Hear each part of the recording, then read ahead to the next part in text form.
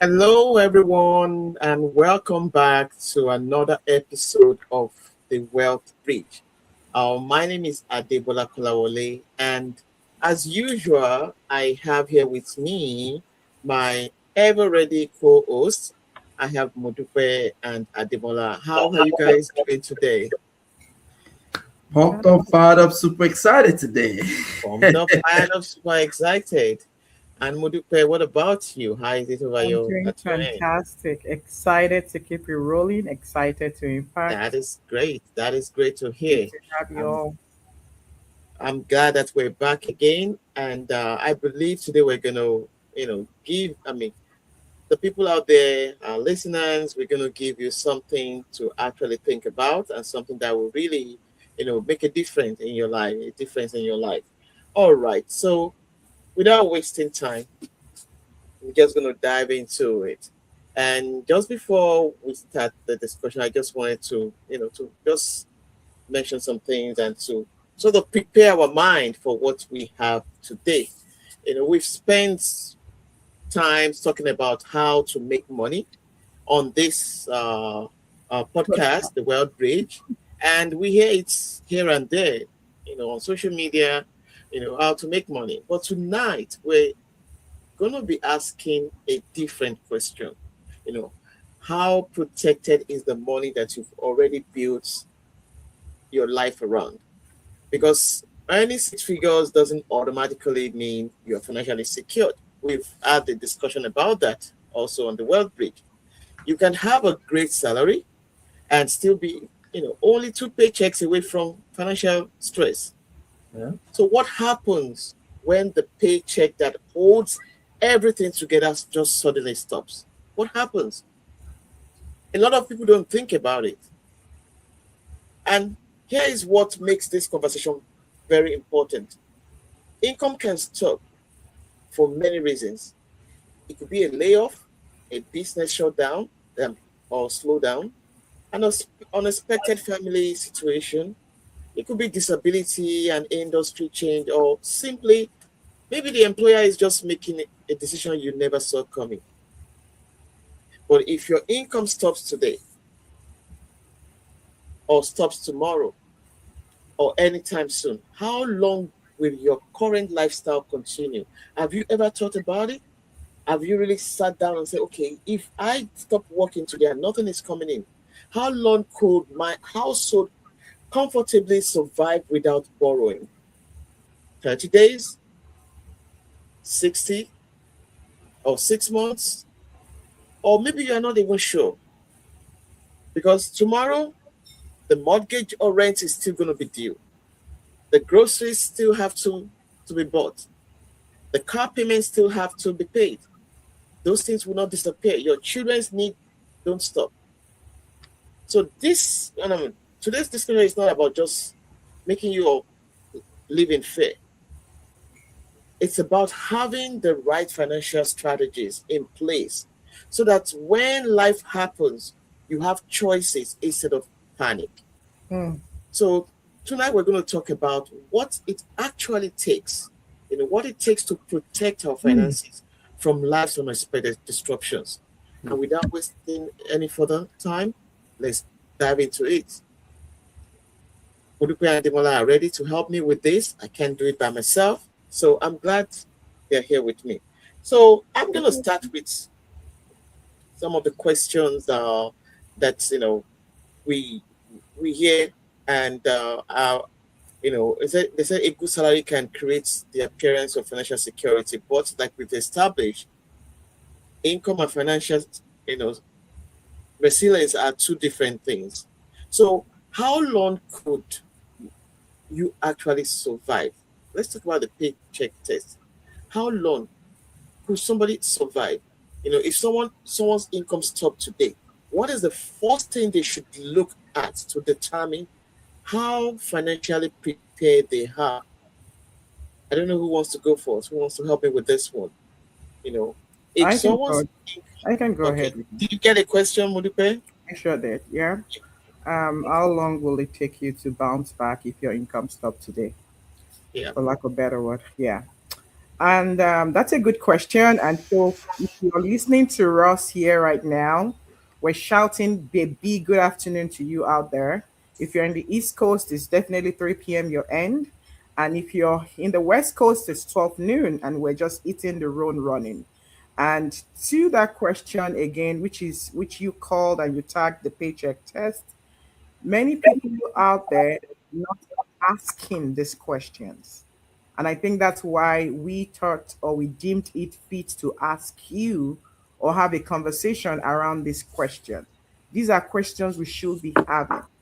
And so, if someone's income should stop today, what is the first thing they should be looking at to determine how financially prepared they are? I'm going to start with what I call the financial runway. You know, the runway. Yeah. So picture it from that angle.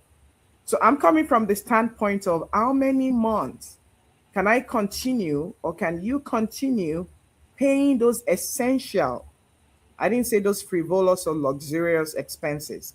I said essential, those necessities, using money you already have available, which means at that point in time when income should stop, what do we have in that reservoir without me necessarily going for my credit cards? What do I have in my reservoir without me taking loans or withdrawing from retirement account? What do I already have designated for what I call the raining days when I cannot step out there to go to work? And I think this exercise can be an eye opening venture, for lack of better word, because many people measure their financial health, their financial well being by their salary. Hmm. That's true. Debola opened us with that. So because you say, well, my take home is, or my gross take home, or my whatever gross salary is 100,000. Oh, my household makes 200,000. Okay. Oh, or my take home is 500,000. Whatever it is. But the important question is, how much of this take home or how much of this gross salary are we actually keeping? Keeping. That's Hmm. right. After we've taken care of the necessary, essential necessities. So if an household requires almost every dollar that comes in every month, then we have a problem. A high income can still leave you financially vulnerable, Hmm. which is why you will see we talk about this every now and then.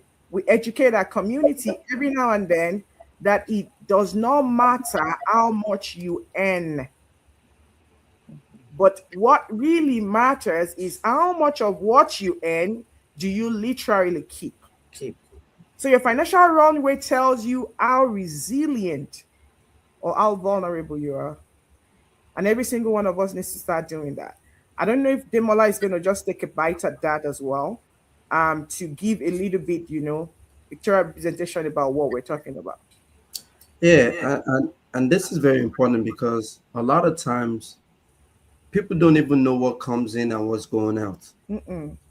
And even if you start from that, there's so many times, we sit across the table from a client and you're doing something called a financial needs analysis for them. And basically, it's always crazy when you point out they're giving you all these expenses. And and when you show them this clear picture, they basically don't have any discretionary Anything. income because they are the minus. And most often, the only reason why they don't even know that they're in minus is because they're supplementing with credit cards, supplementing with things they shouldn't. So at times, it becomes very difficult for that financial picture to be very crystal clear, without doing some of all these things.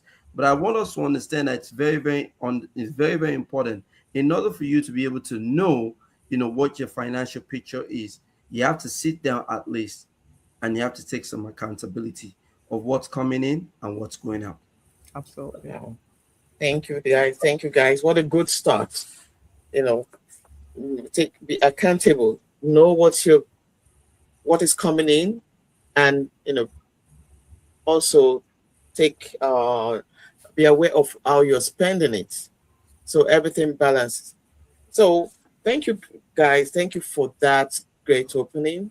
And maybe there's somebody that is thinking, okay, oh, I think this is going to be interesting. I think this relates to me. This is the time to sit down and not just sit down alone. Make sure you share it with somebody that you think might also benefit from what we're discussing today. Because this is one topic that's one question that we don't even ask ourselves. And we just keep working and money's coming in and we don't even know what could happen if that source suddenly stops. So let's go to emergency funds.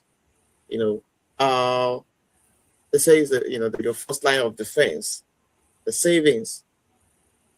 So how much emergency fund savings should families realistically aim for, especially when they have multiple responsibilities? Emergency savings may not sound exciting really compared with investing, but when income disappears, liquidity can become extremely valuable. Mm. So how much emergency savings should a family actually, aim for? All right. I'll Demola, take. do you want to take that? Yeah, sure. Um, Normally the rule of thumb, you have anywhere between 3 to 6 months or even more, depending on your own capacity.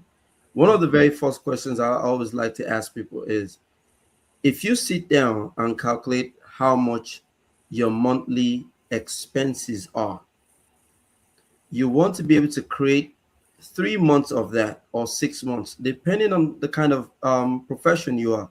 There's some professions that maybe, the job retention or the job turnover could be 2 months, 3 months, some are longer. Depending on the kind of career you're into, will determine how long you can bounce back or get another job. So at least I'll say start with 3 months. Whatever your monthly expenses is, let's say for example, your monthly expenses is 3,000. You should have at least 9,000 saved up somewhere, such that if you don't have the ability to earn an income for the next 3 months, 3 months. your family is good. You don't have to panic. If it's 6 months, for example, maybe people who are in the IT industry, who maybe are contract workers, at times it becomes very difficult to find a job. If that's your own or whatever field you find yourself in, if it's 6 months that will take you to find a job, why don't you create a bucket, that 6 months emergency, that no matter what, your expenses will still be taken care of. Why? Because you put a plan in place. So it all starts with the responsibility of understanding that there has to be a plan in place. We constantly talk about putting a plan every single time in every area of our finances, and not just finances. Your life itself needs to be planned out, because your life without a plan, it's as if you're shooting at everything without a target. So what's the focus? So that's what I tell everyone. Start with understanding what your monthly expense is, then create as much bucket you want, maybe a 3 months bucket, 6 months bucket. Start somewhere, because some people might say, you know what, man, 3 months, where am I going to get that from? I mean, if you start from, even if it's just a 500 you put in away, by the time you've done that 500, it now adds up to something that could be for 3 months. Start slow to win big. All right. Thank you, Demola. I mean, you're talking about 3 months. You're not going to just put your 3 month salary somewhere the same day. Like, okay, I'm dropping three. No, you're going to build it over months, not just let me go and look for 500,000. That's my 3 months salary, and just drop it somewhere. No. So, Muripa, do you have any take on that? Briefly, quickly. Yeah, so my Yeah. take on that will be that somebody might be asking, I mean, to be honest, because we're talking to our community and we're talking to, a broad range of people. One of the things I try to quickly caution, when I speak with people or I have the opportunity to talk to folks is, well, while you're building this emergency fund, I beg of you sincerely, sir and ma, I don't need that money in your checking account. Please Mhm. put it in what I call a high yield savings account. There are Yeah. quite a few of those that are generating a little over 4.5, 4%, max that minimum 3.5. And you're not putting it into a restrictive vehicle whereby if you have a need for that emergency fund, Correct. Yeah, then you get penalized. So it's that very would be my important. add-on Money, to that to say, you know money, what, money. while you're shooting for that, get yourself a high yield savings account. build a home for that emergency fund within that sphere, right? While you still earn something.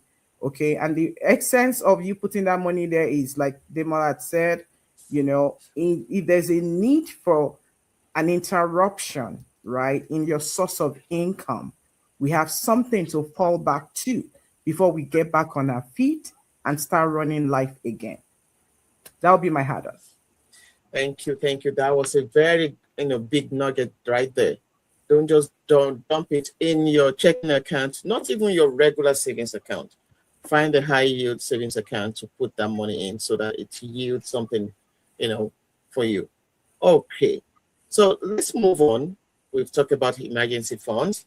Let's go on to talk about uh um I would say I think we've talked about this many times on this thing, so I don't think we really need to like go too much into it again. And that Yes, we is did lifestyle. Yeah, lifestime inflation. We've mentioned it so many times. Mm. So I'm just going to ask Mudipe to just briefly talk about that. Why can someone uh, earning significantly more money still feel like financially fragile? And it's a very good question. And to be honest, it all falls back again to discipline. It falls back to discipline. And when it comes to spending habits, I mean, there's no point to be emotional about it. But you find out that a whole lot of people try to compete with the Joneses. A whole lot of Mhm. people wants to look like the Joneses, right? Even though they might be the Phillips, but they want to look like the Joneses. And so because of that, it literally would drive them into a sport, right? That significantly increases their expenses. And when that expense is being increased at the expense of the inflow, uh, the result is negative. The result is not pretty. So because income can rise without wealth rising, in all honesty. So you That's receive a raise today, right? You've been living life before that raise came. But because now you have a raise, you literally already finding a house for that raise, a house to swallow that raise. Mm.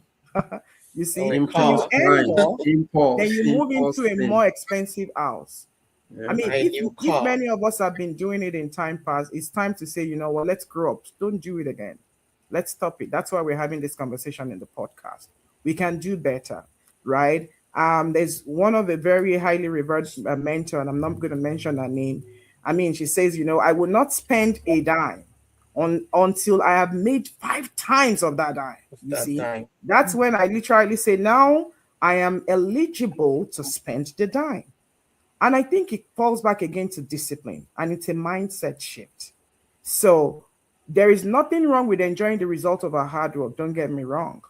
But I'm tell myself all the time, I said, yeah, shoot. If you're not in Singapore today for your vacation, it's because you probably haven't worked hard enough to earn it. So shoot, that becomes my trigger to work harder. So the issue is when every single increase, right, in our income automatically creates another permanent expense, then we're knocking on the door into lifestyle creep. Mm. Maybe part improves your lifestyle, part increase savings, and part increase investing. But a simple strategy is to decide beforehand what happens when that income increases. You see, we should be very quick to move that income to another generating avenue Mm. than to moving it into an expenditure strategy. And that allows us to enjoy today while strengthening tomorrow. So the goal is to make sure that our wealth grows along with our lifestyle. Nobody wants to retire in the next, whatever year we retire in our 70s and 80s and trying to downgrade the lifestyle we've always been used to. I want to believe you want to maintain for the minimum the same lifestyle. So this is the time we work for it and not eat our seed while Mm. it's still growing. Mm. Mhm, Don't mhm. use all 10 Thank, fingers to eat. Then yes, that's what thank this you is. very much. That was that. I mean, we've said it again, and we continue to say it. It's still going to come back, that same topic, Mhm. because it's what is out there. We see it every day, and we need to really address that, the lifestyle inflation. All right. So now we're going to talk about protection, talk about protecting the income producing, person or persons, or and it could be you or whoever the person is, but there is need for protection. So we insure our houses, we insure our vehicles. We can't even drive without insurance. We can, as soon as you're getting a mortgage, you have to have an insurance with it. And we insure other valuable assets, even our phones.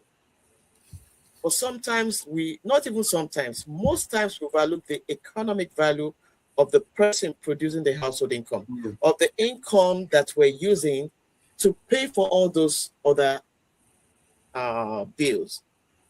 So, where do insurance and income protection strategies fit into this conversation? Yeah. So yeah, awesome. Very, very good question. One of the things that I would definitely say, you must understand that in life, there are always unforeseen circumstances. And the biggest asset you and I have is ourselves. And what do I mean by that? We are the income generators. If your generator is out, how's the income coming in? There's no stream of income anymore from that point. So it's very important that we take care of ourselves, number one. And when it comes to our income, knowing fully that without our ability to go to work and an income, nothing happens. No bills gets paid, no financial obligations are met. So it's very important knowing that our biggest asset is us. Why shouldn't we protect that asset? That's the number one challenge I have for all those who are listening. Why wouldn't you protect yourself? Protect your phones, you protect your homes, you protect everything that's replaceable, everything Mhm, that you go to work to pay mhm, for, but you're not protected. I think we need to double check what's going on there. That picture doesn't look clear. That picture doesn't need a part two because part one is definitely wrong and it needs to be rewritten. So we need to understand that it's very important. Even just a life insurance plan on yourself, there's so many life insurance plans out there that can protect your income, especially when you're out of work. There are some that is good for disability. All different plans are out there that you can use for specific purposes so that when you're out of work, your ability to fulfill your financial obligations do not become incapacitated. I yeah. want us to understand that because your mortgage would not stop. You would not give your children, you would not tell your children, you know what, I'm sick, so you can't go to school no more, or you can't get that outfit, we can't put food on the table. So these things are very, very important. We have to start making plans before life hits because life always comes. Storms of life always comes. But when it comes, my question is, would you be prepared? When it comes, my question is, your ability to earn an income, will that stream suddenly just dry up because you did not put a plan in place? So I want us to just think about these things. We should begin to identify the financial risk you're trying to address, then determine what combination of savings, employer benefits, insurance, and other resources that make sense. People, the Bible says, my people perish because they lack knowledge. Knowledge. We're here to impact you. We're here to give you all these nuggets. I hope we're really taking something and getting the value. Thank you, Adebola, for turning back to Thank you. you very much. Thank you very much. That's just it. I don't want to say anything about that because you just hit the nail on the head, like they say, and it's just so important that we have to protect ourselves. You have to protect the source of that is taking care of all those other expenses. That is very important. And I'm going to just ask Mudupe to deal with this last question so that we can leave you with something to really go back to work on. And we're talking about what they call it. We're talking about now that you know that you need there's need for protection. You're thinking about it already. That what will happen if your income stops tomorrow? Mm, So how do we move from that paycheck dependency to financial resilience, to from that survivor mode to just having that peace of mind that everything is in place? The ultimate goal isn't simply surviving an income mm-mm, interruption. That's not what we're saying, but it's gradually building enough financial strength. Then that's losing one income source doesn't immediately just destabilize your entire life. mm, So if someone listening today realizes tonight that they are completely dependent on their next paycheck, mm. what should they do first? And just before you answer that question, we will be running up soon. It's not too late. This might be the very information that somebody needs. If Mhm. you're enjoying this, you know, share it with somebody, let them hear it so that they can also make a change. All right, Modupe, go ahead. Excellent question. And I smile listening to this question because this is something we talk to our client about all the time when we're having conversations of this nature. There's no point you looking at the big mountain and thinking you're going to like, oh my God, how am I actually going to attack this mountain? We'll start the little we can. Mm. Don't try to fix everything tomorrow because you heard Demola talked about it, Modupe spoke about it, and Adebola is also emphasizing it. And then you're like, oh my gosh, oh my God, how do I fix this? The first thing I'm going to say is let's be very calculative here, okay? You understand those essential necessities that you have, right? That keeps your body, soul, and family together, right? Calculate that. And your current financial runway, which is what? Every single thing that comes in and what goes out. Then you can now start looking at it very critically from the standpoint of what is your discretionary fund Mm. so that you can start building your first emergency savings. Yeah. We talked about it the other time. If 3,000 is your own necessity for the month, then so your first 3 months is 9,000. Of course, you don't have 9,000 that first month. What do you have? $200. Please put it down. The next time you have another $200, please put it down. That is how you will build that gradually. Okay, which is why we also emphasize make sure you put it at least in a high yield savings account. After all that, examine the high cost debt you might currently be having. Because Mm. Adebola, one of the things I've seen is that people don't necessarily want to be stuck. You see what I mean?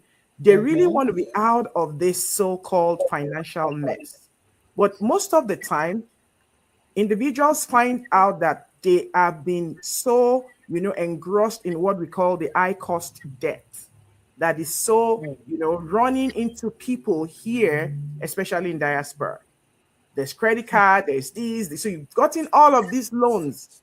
Mm-hmm. Review your protection. And so that's really eating hard into what they have.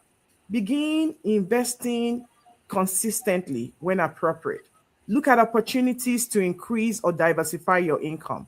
Or you're even out there and you're saying, Dupe, I don't understand Jack, what you're saying. Then it's high time you want to book, schedule an appointment with us. It's going to be complimentary. We will help understand where you're coming from so that we can have a curated, customized plan solely for you. And I'm going to say that, emphasizing that the goal isn't necessarily to become financially independent overnight. Like I sleep, I wake up, and here I am, I'm already financially independent. Mm-mm. It Uh, doesn't happen like that, Auntie Formal. It doesn't happen like that, Uncle John. The first milestone may simply be moving from if I miss one paycheck, will I be in trouble? Or am Mm-hmm. I in trouble? Or am I moving now to if something should happen, I have some time to take a thoughtful decision. Then maybe you may build this 3 months of so-called runway we're talking about. Maybe yours is 6 months. Maybe yours is even a year. Then investments and asset begin providing additional options. mm. That's how financial freedom often develops. When you hear of somebody having, oh my God, this net worth, that net worth, that person is worth this, that person is worth that. They did not start just that same day. They built it over time. Not through one dramatic event, but Mhm. through years of intentional decisions that gradually now had reduced to what we call, reduce their dependence on the next paycheck. Those will be the areas in which I'm going to, lend to somebody listening to us. But most importantly, I definitely will recommend a complimentary conversation with a licensed financial professional who know what they are doing. And I make bold to tell you that the three of us here, we sure know what we're doing. Thank you very much. Thank you very much. And you've just rounded us up in a very great way. And I know that somebody got that message. You know, I don't want to waste our time so that we can, we won't keep you too long here. But, tonight's question was just simple. Mm-hmm. What would happen if your income stopped tomorrow? It's simple. A child would understand that question. So what would happen? Ask yourself, quietly ask yourself about it. But maybe the bigger question is, what are you building today so that tomorrow's paycheck doesn't control your entire future? Because earning money is important, but earning without saving leaves you exposed. Earning without plans in place leaves you exposed. So saving without protecting also leaves you vulnerable. Building wealth without a plan can leave everything you've worked for at a risk. Mm, So for many of us in the immigrant community, we came here waiting to work incredibly hard, but the next stage of the journey has to be more than just working. Hmm. It has to be building intentionally. You have to build your emergency reserves. You have to protect your income, protect your family, control unnecessary debts, and create options. So if your income stopped tomorrow, what is the first financial expense you would worry about? Don't forget, like, subscribe, and share. And turn on your notifications so that you don't miss our next conversation. Until mm-hmm. next time, this is the World Bridge, where we're not just talking anything. We're not just working for today. We're building, protecting, and preparing for tomorrow. We're glad you stayed with us. See you next time. And thank you, Modupe and Adimola. We nailed You're this. welcome. Let's My go God prepare for pleasure. bless the next everyone. one. All the time. Have a blessed weekend, everyone. Take care. Bye, everyone. Bye. Bye.